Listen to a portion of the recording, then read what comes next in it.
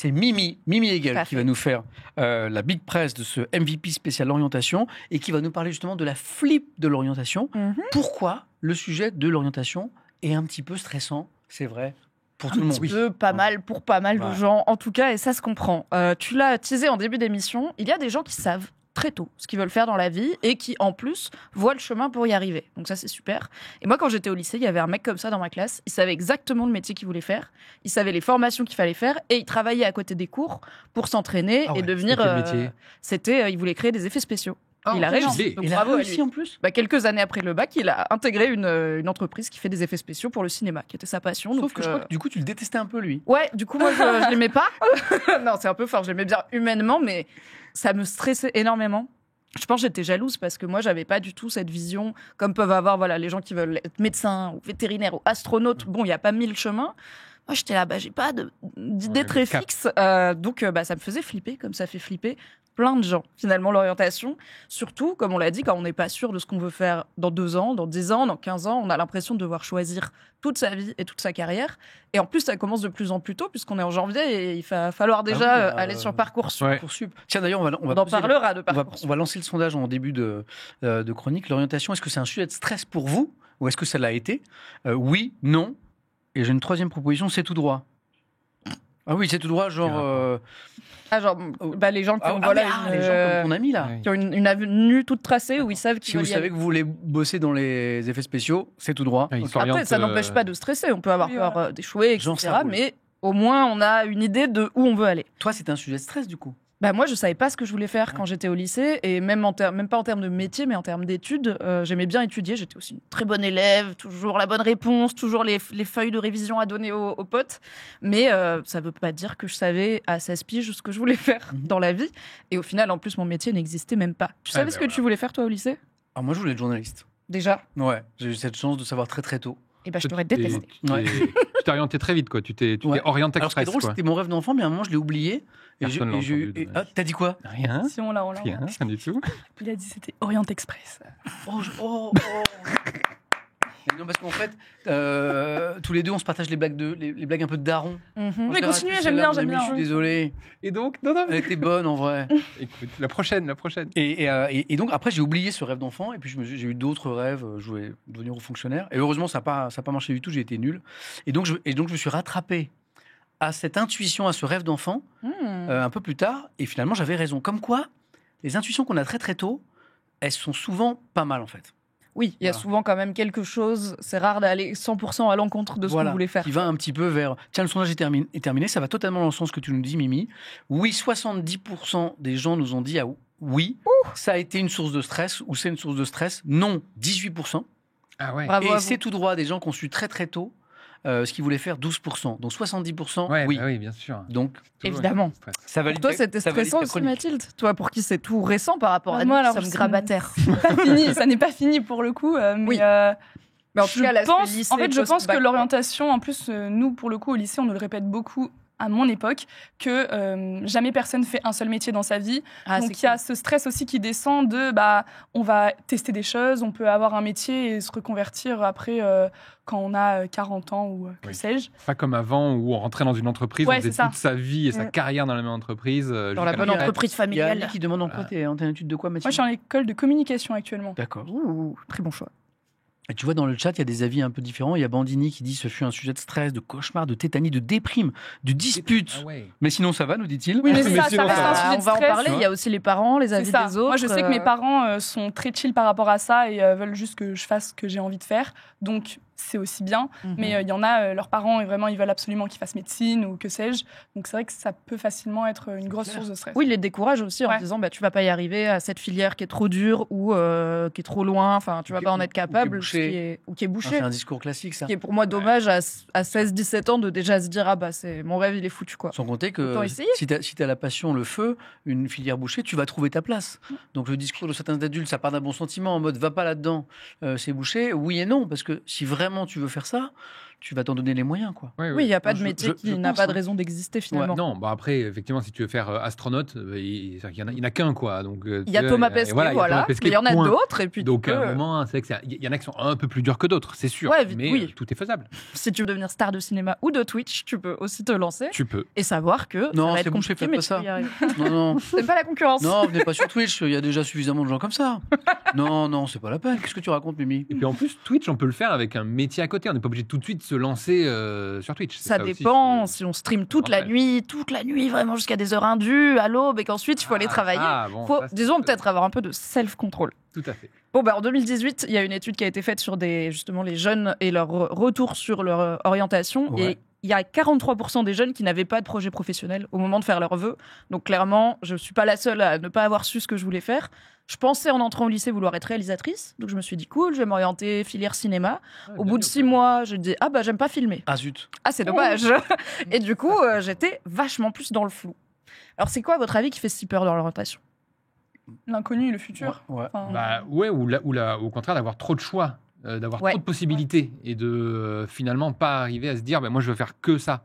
Ce qu'on dit souvent des facs et des filières générales mais si tu vas en fac de psycho ou en fac littéraire, tu vas juste apprendre des choses mais c'est pas un métier, ce que je pense n'est pas vrai. Parce qu'on peut tout à fait faire un métier avec un background littéraire.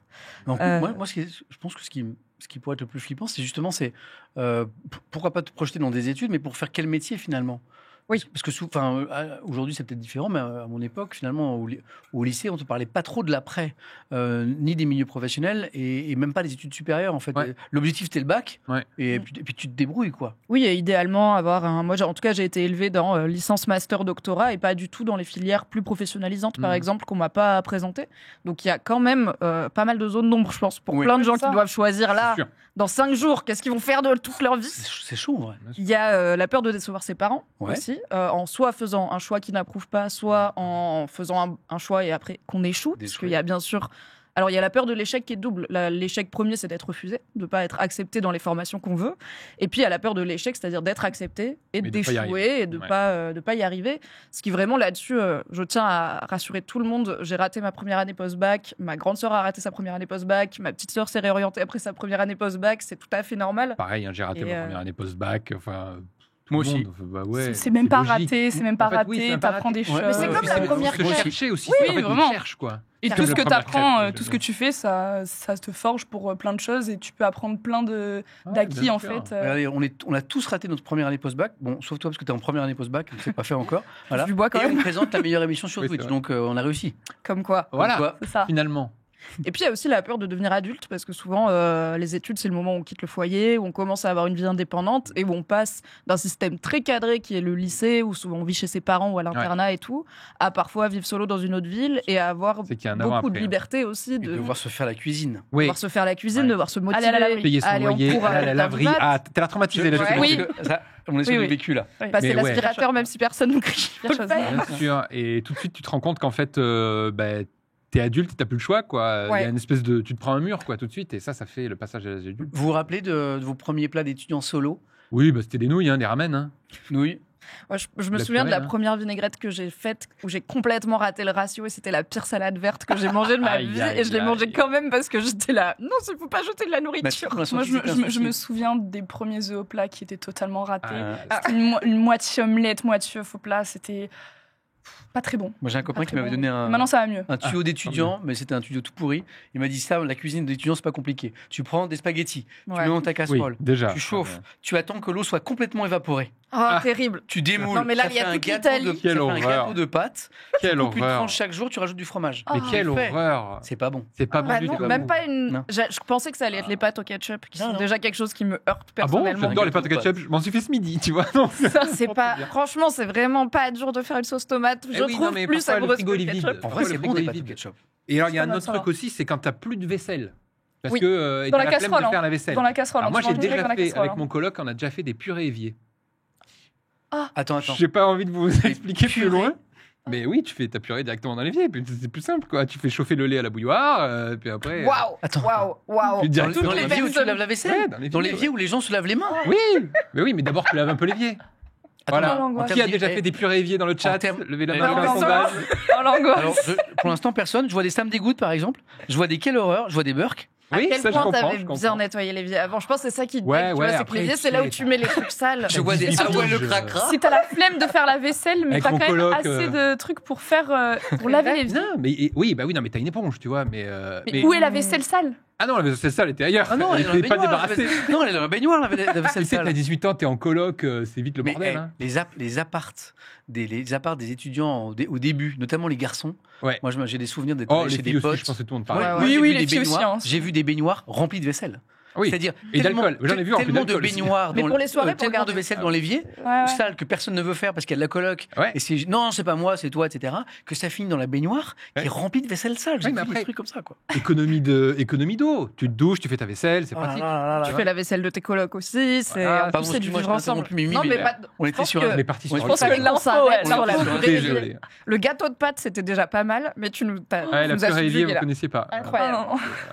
Bon, mais on en parlait, un autre truc qui fait peur et auquel je suis contente personnellement d'avoir échappé, c'est Parcoursup. Parce que moi, je suis de la génération juste avant, j'ai eu Admission Post-Bac. J'ai eu ça, moi. La première plateforme où ils ont essayé de faire quelque chose d'assez en ligne et moderne. J'étais la toute première promo Admission Post-Bac. L'outil ne fonctionnait pas de façon très, très fiable. Bon. Et maintenant, il y a Parcoursup. Alors du coup, je me suis renseignée un peu pour savoir c'est quoi la vie de vous, pauvres lycéens et lycéennes, et pas que, puisque c'est aussi pour d'autres types de profils, qui allez bientôt devoir faire vos premiers vœux. Donc, si j'ai bien compris, c'est une plateforme sur laquelle tout le monde fait ses vœux d'orientation. Oui. Et donc, en moyenne, parce qu'il y avait marqué, genre j'ai été sur le guide Parcoursup et il y avait des trucs très clairs, et après il y avait marqué, il y a aussi 1000 exceptions différentes. Donc, selon les formations, renseignez-vous. Donc, en moyenne, on peut choisir 10 vœux. Les vœux, c'est la formation qu'on vise. Par exemple, la communication. Et 20 sous-vœux, les différents établissements qu'on voudrait intégrer. Donc, je voudrais faire de la communication et j'aimerais en premier telle école, sinon telle licence, etc. On classe tous ces choix par ordre de priorité. Donc déjà, il faut savoir, faut avoir des idées et savoir avec soi-même qu'est-ce qu'on priorise, sachant qu'en plus... Dur, je trouve. Les 20, il faut qu'ils soient classés. C'est pas obligé d'en mettre autant. T'es pas obligé de mettre autant, c'est un maximum. On conseille 10. Du coup, ça oblige à se renseigner un peu. Ça aussi. C'est pas mal, ça.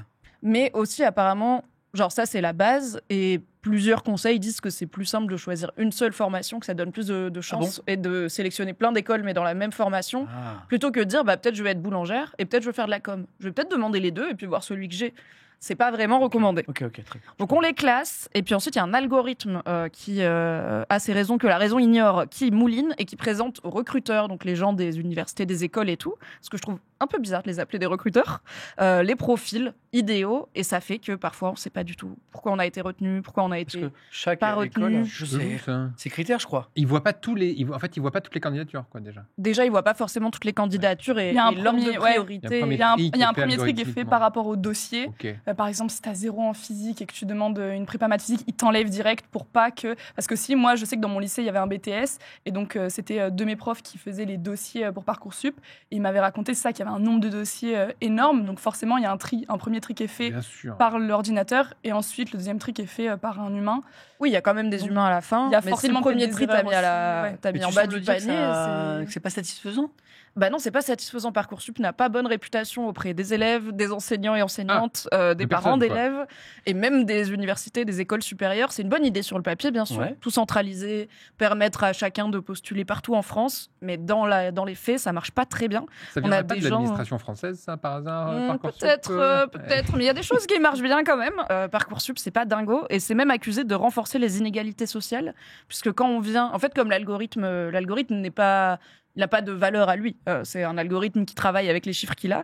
Et par exemple, quand on vient d'un lycée qui a mauvaise réputation, qui est considéré comme un mauvais lycée, où les gens n'ont pas des bons cours, des bonnes notes, on a peu de chances d'intégrer une bonne université, même si soi-même on a des super notes dans ce lycée. Parce que le lycée est considéré comme moins sexy. Et ça c'est même apparu dans un rapport du Sénat en 2023. Donc c'est pas juste une impression. Donc voilà, Parcoursup, c'est une autre... je pense, grosse partie du stress, en tout cas pour les générations actuelles. Bien sûr, mais après, c'est horrible. Enfin, le truc des lycées, Parcoursup aurait pu gommer un peu ça, mais c'est horrible. Mais en fait, même avant, quand on envoyait les lettres à chaque école, l'école aussi, si elle voyait que tu venais de Louis-le-Grand ou d'un autre lycée, il y avait quand même un tri qui était fait. Mais il y avait un humain qui voyait quand même. C'est ça. Mais après, ce qui est encore pire, c'est, je pense aussi, avec à l'ère d'Internet, on voit aussi, par exemple, il y a un élève de Louis-le-Grand qui va partager sur TikTok ses résultats Parcoursup. Et ça, on va savoir, lui, qu'il a été accepté partout. Et donc, il y a aussi, on a un accès à l'information qui est encore plus grand. Avant, on ne voyait pas. Tu savais pas que l'autre lycée, tu ne savais que dans ton lycée. Donc, tu te disais, on est tous dans le même panier, ok. Maintenant, on sait dans tous les lycées comment ça se passe. Donc aussi, je pense que ça accentue ça. Je suis d'accord avec Bandini dans le chat qui dit c'est l'opacité qui est terrible. C'est-à-dire qu'en fait, les algorithmes, on ne les connaît pas par définition. Et en fait, c'est de ne pas savoir quels sont vraiment les critères. Voilà. Oui, il y a eu des cas lunaires d'étudiants qui avaient eu bac mention très bien, qui avaient eu des 19 et des 18, toute sa terminale, et qui a été pris dans aucune université, par exemple. Et là, c'est peut-être un dysfonctionnement technique, mais peut-être que c'est la plateforme en elle-même. Et c'est aussi avoir... on dirait que je défends Parcoursup, c'est horrible. C'est aussi avoir quel vœu il a fait. Tu vois, parce que aussi, encore une fois, tout ce qu'on entend sur les réseaux sociaux, il y en a qui disent « Ouais, j'ai eu 18 au bac et j'ai été pris nulle part. » Ok, mais si t'as mis que des super écoles et que des écoles prestigieuses, il fallait peut-être pas que t'aies 18, mais il fallait que t'aies 20. C'est horrible, mais aussi, nous, je sais qu'on nous dit vraiment dans mon lycée de faire des vœux aussi de secours et des vœux qui sont peut-être un peu moins prestigieux pour être sûr d'avoir une porte de sortie. Mais, il y en a qui ne font pas. Pour aller dans ton sens, et là encore, je ne veux pas te défendre Parcoursup, mais moi, je viens d'une époque où ça n'existait pas. Il n'y avait même pas APB, il n'y avait même pas le Minitel, parce qu'une époque, on le verra dans une archive de Ina tout à l'heure, il y avait une histoire avec le Minitel, d'accord ? C'était avant, c'est-à-dire qu'en fait, t'envoyais des pigeons voyageurs, des lettres, et où il fallait faire la queue devant les facs. Des gens à cheval. Et tu faisais pas 15 vœux. Non, tu faisais la queue devant la fac du coin, ou peut-être de 2 facs si tu avais un petit peu de temps, et puis tu priais pour être pas trop dans les premiers dans la queue. Donc il y avait une opacité aussi. Mais tu vois, est-ce que c'est nul parce que c'est nul en soi, ou est-ce que c'est nul parce que c'est pas beaucoup mieux qu'avant ? C'est ça, je pense. Je pense que c'est plutôt ça, parce que ça n'a jamais été formidable, en fait. Ça n'a jamais été. En fait, on n'a toujours pas trouvé comment craquer ce mystère des vœux et de le faire bien, quoi. Moi, j'ai tendance à penser que, et dans les autres pays, je me trompe peut-être, mais que Parcoursup est quand même un peu mieux que tout ce qui existait avant. Mais qu'en soi, ça n'est pas au niveau encore optimal et parfait. J'aimerais bien voir comment ça se passe dans les autres pays. Est-ce qu'ils se plaignent aussi du fait que Très bonne question. C'est vrai. Moi, j'ai que l'exemple états-unien qu'on voit dans les films et les séries où tu candidates à l'université, il y a beaucoup de stress. 300 000 € l'année, soit tu vas au community college, donc genre l'université publique, mais qui est souvent pas présentée comme ayant très bonne réputation, soit tu es pris dans une université où tu vas t'endetter. Tout le début de ta vie active. Quelque chose qui va dans ton sens, tu sais, sur les notes, là. Il y a Seiya Ruki qui nous dit « Je suis prof dans une prépa parisienne. Des dossiers qui ont plus de 17 au bac, on en reçoit 1500 par an et il y a 48 places. » Ah bah oui, forcément. Et donc, la personne c'est aussi le piège de devoir postuler. Je comprends pas, j'ai 18 de moyenne partout, j'ai pas été pris. Mais sur les autres pays... Il faut avoir 23 sur 20, quoi. Voilà. J'ai l'exemple de la Corée du Sud, je crois, et même de la Finlande, d'ailleurs. Ils passent un examen qui détermine dans quelle école ils vont aller. C'est-à-dire que leur bac... je sais qu'en Finlande, ils passent, quand ils sont assez jeunes, ils passent un examen qui détermine s'ils vont aller dans un lycée qui est plus professionnel ou plus général, entre guillemets. Mais surtout, la Corée du Sud, ils ont un examen qu'on appelle le Suneng. Et cet examen, il détermine il détermine littéralement toute leur vie. C'est ma place, en fait. On échange. Non, Elle a dit oui. Oui, bien sûr. C'est le projet, c'est le projet. Il détermine toute leur vie et... ils n'ont pas la possibilité de se réorienter après. C'est-à-dire que si tu te loupes le jour de leur bac, le jour de leur examen, c'est un examen qui est vraiment mystifié dans le pays. Les avions s'arrêtent pour les compréhensions orales. Enfin, vraiment, le pays est à l'arrêt. C'est un jour férié. Oui, parce que c'est tout le pays qui le fait le même jour. C'est un jour férié, en fait. Quelle horreur. T'as un truc où tu peux pas un empêchement, quelque chose. Tu rates là. Et ce jour-là, si tu te rates, toute ta vie, tu pourras jamais aller en fait dans la classe supérieure. C'est-à-dire que ça va déterminer ta classe sociale pour la fin de ta vie.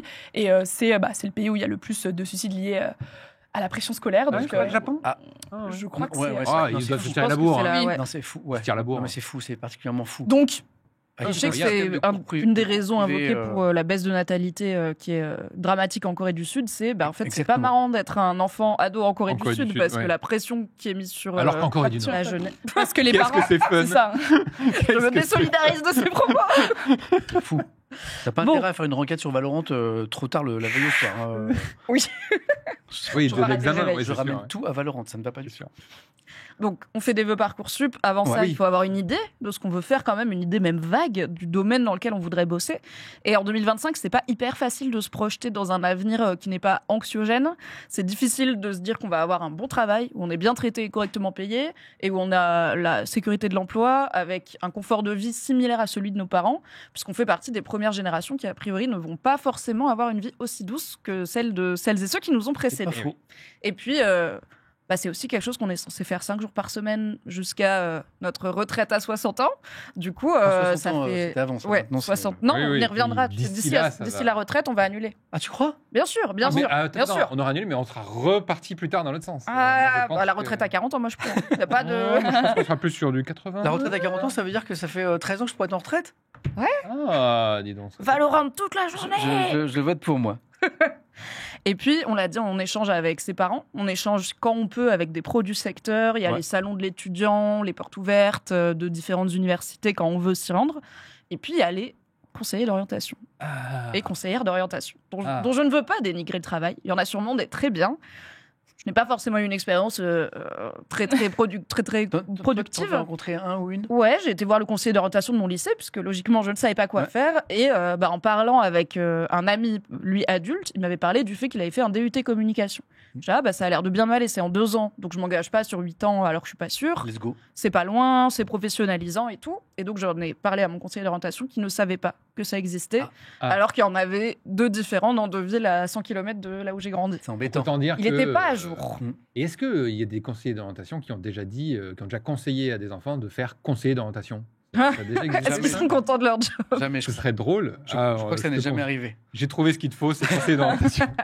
Comment ça se passe de nos jours pour la Gen Z dont tu fais partie, les conseillers d'orientation? Est-ce qu'ils sont toujours... Alors, je sais qu'il y en avait une dans mon lycée que je n'ai jamais vue, Je l'ai moi. jamais trouvé. Moi, j'ai jamais vu, mais je sais qu'il y en a où ils avaient dans leur emploi du temps, un rendez-vous avec parce que les profs et tout les ont conseillés. Après, il y a une toute nouvelle chose que j'ai vu passer il y a pas longtemps. C'est des petits jeunes qui ont créé le conseil d'orientation 2.0.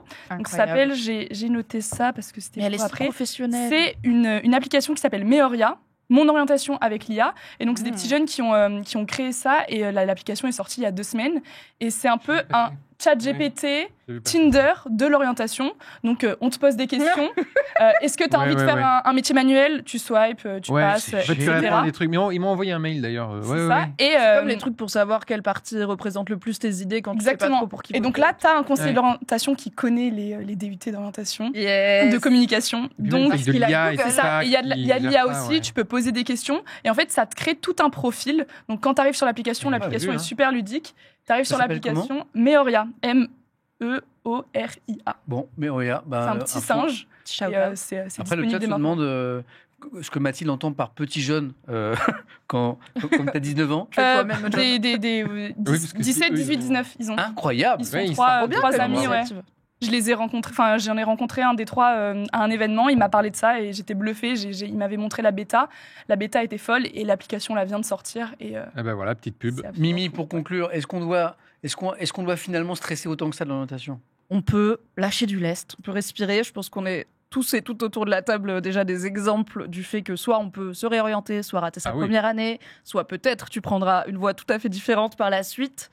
Et 1 élève sur 3 d'ailleurs arrête ses études ou se réoriente à la fin de la première année post-bac. Donc il faut vraiment pas se dire que ce choix-là et que les vœux que vous allez avoir en fin d'année vont définir Et toute je votre crois, vie. et je crois qu'il y a une statistique assez folle. Je l'ai pas la statistique, mais c'est comme plus de 70% des élèves qui passent le bac ne vont pas jusqu'au diplôme de leurs études supérieures. C'est-à-dire qu'il y en a plein qui arrêtent avant. 70. On en connaît. Oui. Ah oui, c'est- après peut-être qu'ils c'est se énorme. réorientent. Non, mais juste, ils vont pas. Et on connaît beaucoup de nos amis qui font leurs 3 premières années, qui au final n'ont pas leur diplôme à la fin ou quoi, Ouais. parce qu'en fait on Parce qu'il faut s'arrête, trouver parce un qu'ils job. sont embauchés avant, Ouais, parce Oui, enfin, c'est ça. il y a plein de choses. Et j'ai pas du tout la statistique, donc ne prenez pas ce que C'est je dis pour génial. acquis non plus. Après, Mais la statistique 80% est des gens énorme. qui utilisent les statistiques ne savent pas les statistiques. C'est ça. c'est Mais ce que- c'était au-delà de 50%. Et moi, la statistique, quand je l'avais vue, je trouvais ça fou. Je me disais, mais il n'y a pas tout le monde qui arrête l'école après le bac.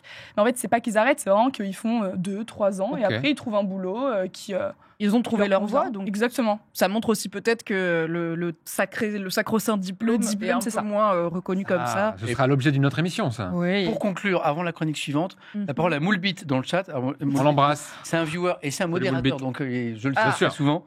Voilà, merci pour le choix de ce pseudo, c'est toujours très gênant pour moi. Avec je voulais faire vétérinaire, le conseiller d'orientation m'a dirigé vers la vente, j'ai donc fini dans l'informatique. Ah, super. Merci Mimi. Merci. Mais j'aime bien la philosophie de ce que tu nous as raconté.